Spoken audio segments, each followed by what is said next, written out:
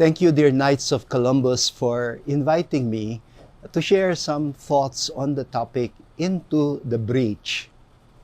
Into the breach. To step into the breach is what Elisha, the prophet, did when Elijah was taken up to heaven by a chariot of fire. And you read the story in the second book of Kings, chapter 2, verses 12 to 14. The story says, after Elijah was taken up by the whirlwind, he gripped his own garment, tore it into two pieces, and picked up the mantle which had fallen from Elijah. Then he went back and stood at the bank of the Jordan. Wielding the mantle which had fallen from Elijah, he struck the water and said, "The Lord, the God of Elijah, where is he now?" He struck the water, it divided, and he crossed over the water. Well, it was a story of succession and a story of stepping into the breach. What Elisha the prophet did when Elijah was taken up to heaven has its own parallel in the Gospels in the New Testament in what Jesus did when John the Baptist himself was beheaded by King Herod Antipas. Mark the Evangelist has a very unique way of telling the story in chapter 6 of the Gospel. First, he tells the story of the execution of the prophet as a decapitation or beheading. He caricatures all the characters in the story as figuratively headless. First, you have Herod himself, the king, who feared John and did not want to harm him. But because he had made a promise, he could not take back his word. And so, he does what he does not even intend to do. He has John executed by beheading. What do you call that kind of a leader? Well, he is the image of a headless leader.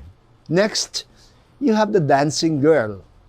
She does not even know what to ask for when she was promised by Herod that she could ask even half of his kingdom. What does she do? She runs to her mother and asks what to ask for. And she asks for the head of John the Baptist as if it were the most normal thing in the world to do. Ha! You have in that girl another headless character. And then you have the mother, Herodias, who seems to have lost her head and become murderous because she bore a grudge against the prophet John the Baptist. Even the guests in the story are caricatured as headless characters. How can you even continue feasting after a chopped-off head is served on a silver platter to a whimsical girl? Well, later when Jesus learns about the tragic news of the beheading of his cousin, his mentor and friend, St. Mark the Evangelist tells us Jesus withdraws into the wilderness to grieve. But the crowd would not let go of him. And Jesus has compassion on the crowd because they were like sheep without a shepherd. Listen to that. Like sheep without a shepherd. And the parallelism is very obvious. They are like a body without a head. And Jesus now steps into the breach by teaching them, by acting like a shepherd to a shepherdless flock, by filling in where a community had been deprived of its leader, like a body without a head. You realize that Mark had a purpose in the way he was narrating the story. It is a caricature of Israel as a headless society, you might say, and Jesus stepping into the breach in order to act as the leader for a leaderless society, the head or the shepherd that they desperately needed. You know, for me, these are two of the best biblical examples of what you call stepping into the breach, one from the Old Testament and the other from the New Testament. But first, let me define the concept itself of stepping into the breach. You know, in English, it is used as a figure of speech, and it connotes the act of voluntarily filling in a perceived gap in response to a call to do so given the circumstances and the urgency of the situation. Let us take a more contemporary example. Let us say your younger brother has left his family in order to find a job abroad as an OFW. And as a consequence, his sons begin to mess up in high school for lack of paternal guidance.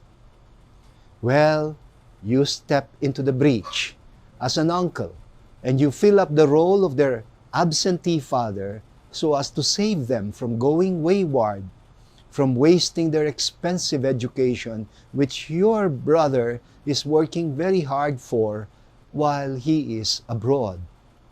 Why do you do it? You do it for love of your brother. You step into the breach.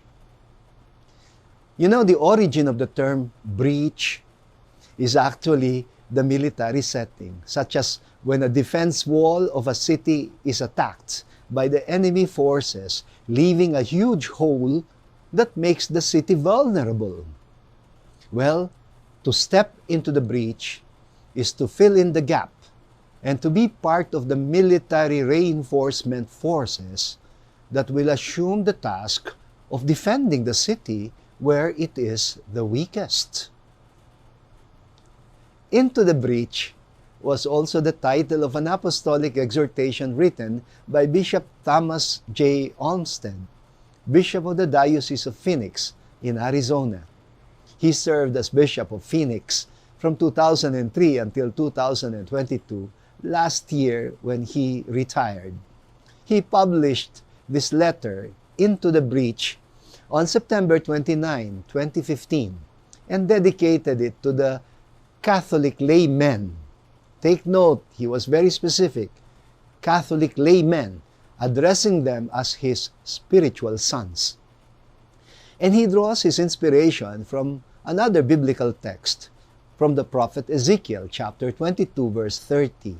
And I read, "And I sought for a man among them who should build up the wall and stand in the breach before me for the land."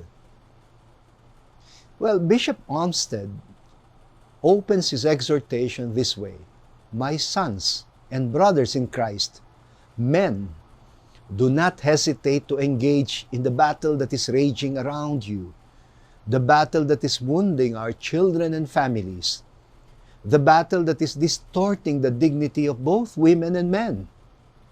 This battle is often hidden, but the battle is real. It is primarily spiritual, but it is progressively killing the remaining Christian ethos in our society and culture, and even in our homes, our own homes."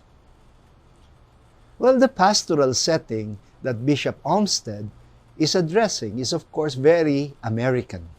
How America is fast becoming a fatherless society. How children, especially boys, are raised by single parents, mainly by mothers. How their serious lack of male parenting is adversely shaping their character. How the absence of male authority figures in their personality development is creating a huge breach or a big gap and is seriously affecting their capacity to assume responsibility, to become well-rounded and productive citizens, to become good parents and build families, or to lead communities and societies.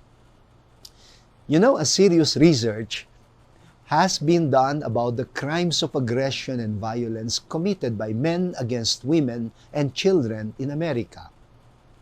And it was found out that 95% of the perpetrators were actually male individuals raised by single mothers and who never had a male role model or a father figure in life. Despite their single mother's heroic efforts to raise them decently, it became obvious that it is next to impossible to expect a mother to capably fill in the gap of male parenting and role modeling, especially for the male children. In the Filipino setting, It is almost natural when the male parent becomes absent that many other male figures in the family would come in almost naturally to fill in the gap, or as we say it, to step into the breach. And that male figure could be an uncle, a grandparent, a cousin, an eldest brother, a teacher, or even a parish priest. Actually, that may also happen in circumstances when the biological father, even if he is present, is not capable of providing the spiritual and psychological male parenting that is needed, especially by the male children. Well, it is not so in the United States. It is not like that in the American setting, where families tend to be limited to the nuclear family and are bound to be more assertive of their privacy. Extended male family members would usually not find it as easy to play a role in providing some mentoring or male parenting to extended family. Well, in the Philippines, many families in the city are also beginning to behave in the same way already. You know, it was the spiritual writer Richard Rohr, R-O-H-R, Rohr, who first introduced the term quest for a healthy masculine spirituality and identity in an American setting, where the battle cry was, well, strongly and obviously feminism, equal rights for women, and gender equality issues. A whole societal problem had emerged at some point, and it began to become more the rule than the exception for male children to be raised by fatherless families. Americans began to feel the serious consequences of raising male children in fatherless families. They also began to note the growing phenomenon of dysfunctional male adults behaving like perpetual adolescents, unable to sustain a marital relationship or to assume responsibility for their children, unable to build families, unable to stay in one job and to act as a provider, unable to take roles of healthy and mature leadership in families, communities, and societies. In his book entitled The Wild Man's Journey, Richard Rohr speaks about the negative consequences of fatherlessness on the male psyche. He points out that in most societies around the world, the males undergo certain traditional rites of passage that initiate them into the character and roles that are expected to assume, or they are expected to assume, as male individuals in the family and in society. Unfortunately, for most developed countries, these roles and archetypes have not only been questioned, they have practically been demolished by gender ideologies that tend to caricature maleness or masculinity with patriarchy and androcentricity, namely the negative concept of masculinity as machismo, abusiveness, and male authoritarianism. This cultural trend has seriously damaged the self-esteem of male individuals in the West, to the great detriment of their ability to assume their much-needed roles in serving as mentors and providing the necessary male parenting needed by children, especially their male children. So the author Richard Rohr identified 5 major lessons that every male child, according to him, has to learn in his life, especially from their male parents, biological or otherwise, in order to form a healthy, mature identity and psyche. 5 lessons. Lesson number 1, life is hard. Number 2, the world does not revolve around you. Number 3, you are going to die. Number 4, you must learn to leave home. And number 5, come back home with a gift. 5 lessons. Lesson 1, life is hard. You know, male children have the tendency to demand all kinds of entitlements. They grow up believing that they deserve all the attention that they can get. And they behave as if life was a bed of roses. And if nobody comes in to teach the male child that the good things that they are enjoying are a product of hard work, oh, I assure you, they will tend to behave like spoiled brats. In Tagalog, our term for this is laki sa layaw. Children who tend to mistake layaw for laya. They want to be free, but actually, they want, their entitlements in life. And when they are unable to enjoy the luxuries that they have been showered with in their childhood, they tend to become resentful. And they would look for somebody to blame for their misery when life gets hard. And they never mature. And so, the first lesson, again, that a male child must learn, especially from a male parent, is just this. Life is hard, my son. It is not a bed of roses. Second lesson, the world does not revolve around you. Male children tend to enjoy too much attention and at some point tend to develop a certain egotism. They can start acting as if they are the center of the world. They begin to whine and fret when they are not given attention. Some of them turn into bullies precisely because they cannot seem to get enough of the attention that they feel they need. They cannot mature until they have been properly introduced to the bigger world outside them and around them, the world that has nothing to do with them, the people to whom their presence or absence is inconsequential. And so the second important lesson that every male child must learn, especially from a male parent, is the world does not revolve around you, my son.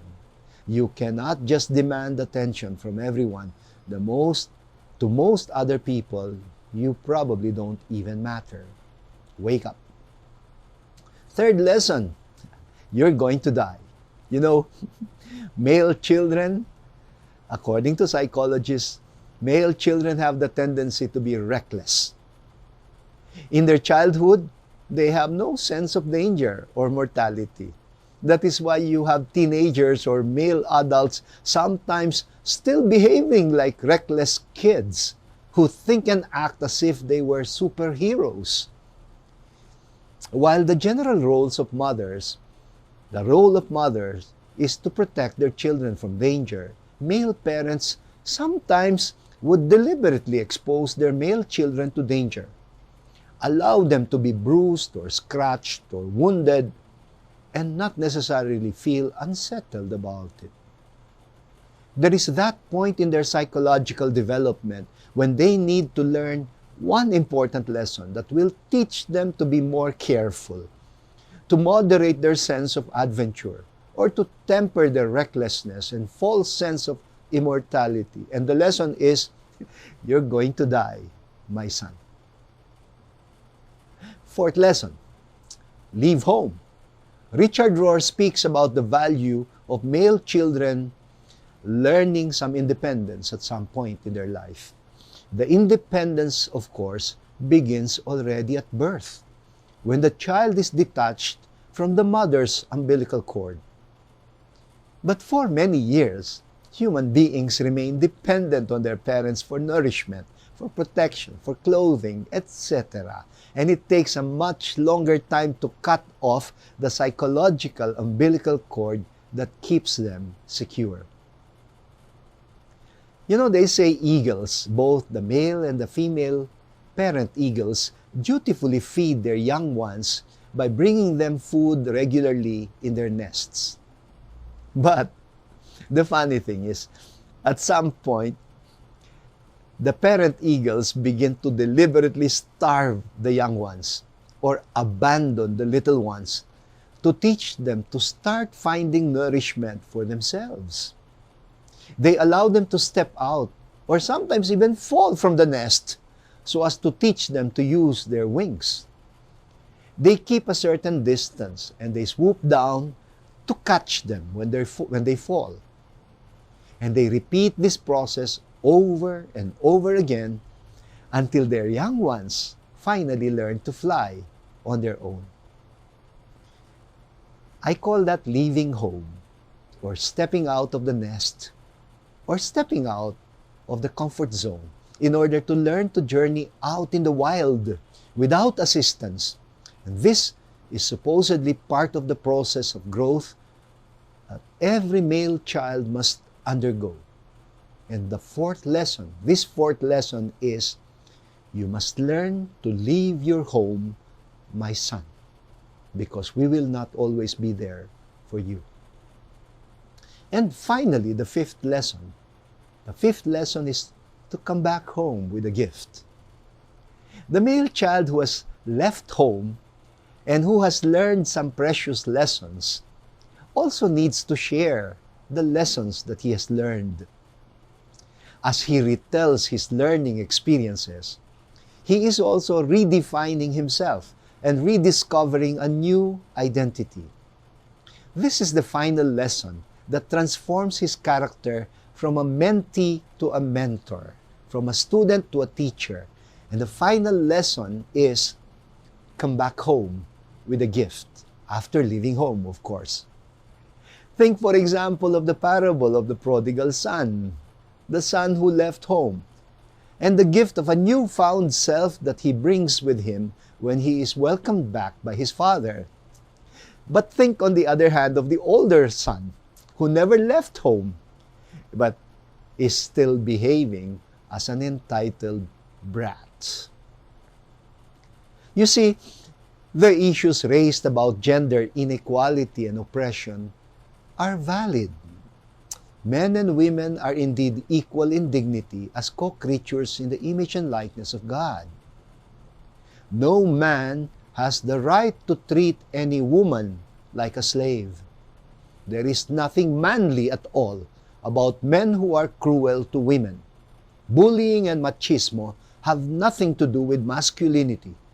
They are stereotypes of the weak, insecure, and in short, pseudo-expressions of masculinity. In the Old Testament, we have two versions of the so-called Ten Commandments. And believe it or not, the earlier version in Exodus chapter 20 does not have 10. It has only 9 commandments. Why? Well, because the commandment, thou shalt not covet your neighbor's wife, is not yet a separate commandment in the Exodus version. There, the woman is simply listed as one of the properties of man. It says, thou shalt not covet thy neighbor's house, his wife, his ox or ass, his male or female slave, or anything that belongs to him. The woman is listed as just one of the properties of man in the Exodus version. But in the version of Deuteronomy chapter 5, verse 21, the wife is already separated from the list of properties. So, thou shalt not covet thy neighbor's wife already becomes the 9th commandment, and thou shalt not covet thy neighbor's goods becomes the 10th commandment. In short, the woman is no longer to be treated as an object or as a property, but rather as a spouse, to be loved. Understandably, in some primitive societies in which women have to fight for their equality and dignity as human beings, such as by asserting their right to education, their right to consensual as against prearranged marriages, their right to just compensation, etc., etc., there will be a strong tendency on their part to be assertive of their equality by competing with men and proving their worth in a generally androcentric and patriarchist society. But the shared dignity of men and women is realized not through competition, but by complementarity. And Bishop Thomas Olmsted points this out very well in his letter. He says, and let me quote directly, he said, "We tend to forget that complementarity of masculinity and femininity is a key to understanding how human persons are able to image God." Complementarity. Without knowing and appreciating this, we cannot know ourselves or our mission as men, nor can women embrace their own vocations, confident in the love of the Father. You know, in my younger years, I remember hearing about feminism for the first time from the women's liberation movements. Of course, they advocated for equality and dignity. When they advocated for equality and dignity, they tended to sound adversarial, and they tended to speak as though they were in a constant competition with women, as though the men were their rivals or enemies or even competitors. You know, I remember one of my sisters-in-law one day reacting to my mother because she was making my father a cup of coffee. She said, "Ma, why don't you tell why don't you tell Tatang to make his own cup of coffee? Why are you behaving like a slave to him?" And my mother smiled and she replied, "I am doing this because I love to do it. I love to do it for him. He's not even asking me to do it. Maybe you can say I'm acting like a slave if I feel obliged to do it all the time like I had no choice. Look, your father is giving me his whole paycheck at the end of each month. But that does not make him my slave, does it? He does not feel less manly because he has to ask for a little allowance from me, from his own salary. He loves me. I love him." Well, we each have a different way of expressing that love for each other. My parents got married during the war. Neither my father nor my mother had finished college when they began to build a family. And life was difficult after the war. My mother did everything to make sure that my father could finish his law degree, even if she had to sacrifice making a career for herself, even if she had to work herself to death. And so he finished law and became a professional lawyer. But you know, my father reciprocated his wife's unconditional love with unconditional love. They did not compete with each other. I never felt that. They built each other. They supported each other. And in the process, they succeeded in building a family of 13 children who all became professionals, one of whom became the bishop talking to you right now. Dear brothers in the Knights of Columbus, I watched each of the 12 videos produced as study guides by the Knights of Columbus, following the inspiration of the theme Into the Breach, which of course has an obvious American setting, but it is very useful. It has 12 precious topics that I believe are extremely helpful for developing a healthy masculine psyche, identity, and spirituality that complements well with the feminine and is respectful of women's dignity and equality.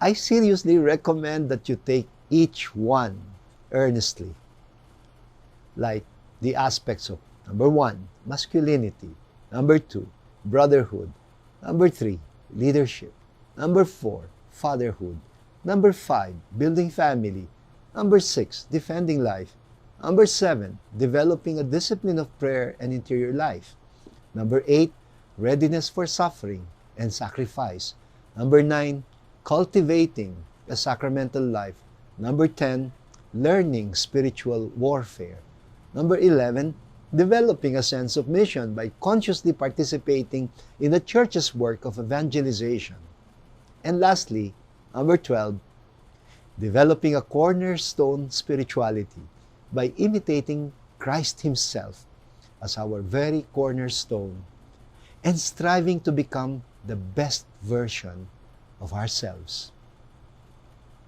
I am sure you would remember that Pope Francis declared the year 2021 as the year of Saint Joseph. One of the important fruits of that year for the Catholic Church in the Philippines was the creation of a Catholic association called the Men of Saint Joseph. Check out its description.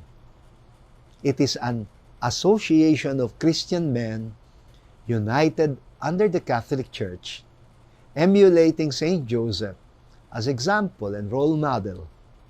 Men who meet together and pray together and encourage each other to be spiritual leaders of their families.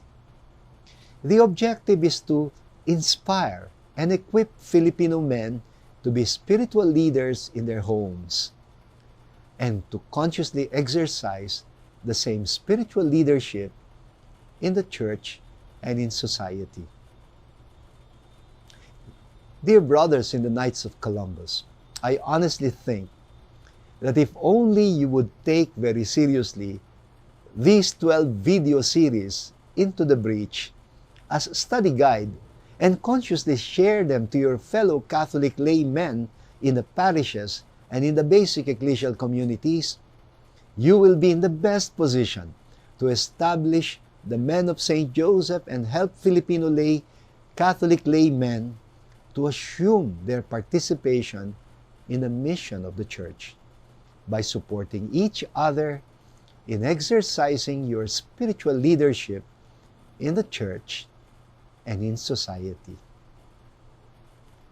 Thank you. It has been a pleasure sharing some thoughts to you about the topic Into the Breach. This is Bishop Pablo Virgilio David, Bishop of the Diocese of Caloocan and President of the Catholic Bishops' Conference of the Philippines. God bless you, dear brothers in the Knights of Columbus.